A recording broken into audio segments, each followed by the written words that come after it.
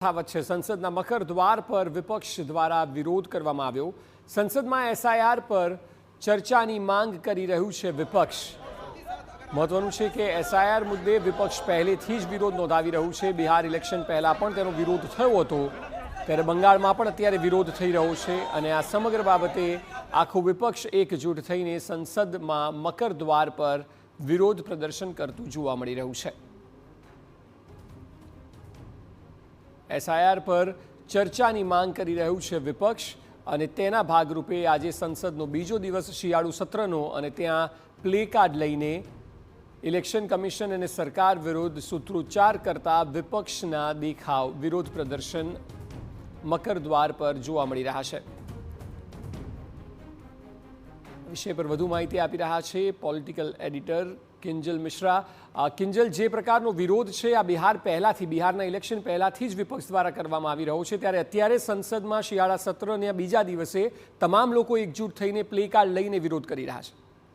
આજે ને એક્સપેક્ટ હતું જ અક્ષય, કેમ કે જે રીતે વિપક્ષે રણનીતિ બનાવી હતી, કેમ કે જે પ્રકારના બિહારમાં પરિણામો હતા એની વચ્ચે જ આપ જુઓ કે એ પવન ખેરા હોય કે કોંગ્રેસના અન્ય નેતાઓ હોય, જે પ્રકારે સીધું તેમણે ઇલેક્શન કમિશન ઉપર જે ટાર્ગેટ કર્યો હતો। હાલાકી એસઆઈઆર એ મુદ્દો જ વિપક્ષ દ્વારા લાવવામાં આવ્યો હતો અને એવું કહેવામાં આવ્યું હતું કે યોગ્ય કાર્યવાહી છે તે થવી જોઈએ, પરંતુ જે પરિણામો આવ્યા છે ત્યારબાદ ફરી એકવાર એસઆઈઆરના મુદ્દે જ વિપક્ષ છે તે ચર્ચાની માંગ કરી રહ્યું છે। પર જો કે એસઆઈઆર મુદ્દે કહી શકાય અક્ષય કે ચર્ચા એટલે શક્ય નથી, કેમ કે એસઆઈઆર એ ઇલેક્શન કમિશન દ્વારા થઈ રહેલી કામગીરી છે અને ઇલેક્શન કમિશન એ સ્વાયત્ત બોડી છે। ઇલેક્શન કમિશનના બિહાફમાં કોઈ પણ રાજકીય પાર્ટી હોય કે કોઈ પણ સત્તા પક્ષ હોય એ તેમની વાત ન મૂકી શકે। હા, ચોક્કસ લોકશાહીની જ્યારે વાત કરવાની હોય કે પછી એસઆઈઆરની અંદર વિવિધ પક્ષો દ્વારા કેવી રીતે ઇન્વોલ્વ થઈને કામગીરી કરવાની વાત હોય, કે જે રીતે હાલમાં ગુજરાતમાં થઈ રહ્યું છે કે તમામ જે રાજકીય પક્ષો છે તે એસઆઈઆરમાં કોઈ પણ મતદાતાનું નામ છે તે કમી ન થાય, જે મતદાતાઓ છે અને ખોટા મતદાતાઓ છે તેમના નામ એડ ન થાય તે માટેના પ્રયાસ કરી રહ્યા છે। પરંતુ જે માંગણી છે તે વિપક્ષની એ પ્રકારની છે કે એસઆઈઆરના મુદ્દે ચર્ચા થવી જ જોઈએ। તેને લઈને આપ જુઓ કે વિરોધ છે તે ચાલી રહ્યો છે। બીજો દિવસ છે સત્રનો, એ હંગામી બની રહ્યો છે। હાલાકી રાહુલ ગાંધીને પણ સવારે જ્યારે તે હાઉસમાં આવ્યા ત્યારે તેમની સાથે વાત કરવાનો પ્રયાસ છે તે મીડિયા દ્વારા કરવામાં આવ્યો હતો, પરંતુ તેમણે કોઈ પણ પ્રકારની વાત કરવાની ટાળી હતી।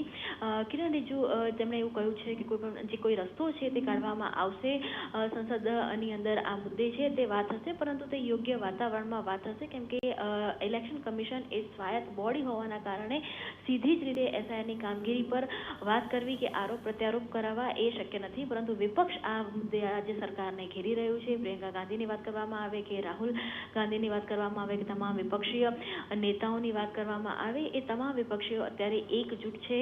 પ્લે કાર્ડ બતાવવામાં આવ્યા છે અને જે પ્રદર્શન છે તે પ્રદર્શન ચાલી રહ્યું છે। સત્ર કહી શકાય કે બીજા દિવસથી હંગામી બની રહ્યું છે। અક્ષય જી બિલકુલ કિંજલ, આભાર સમગ્ર માહિતી બદલ।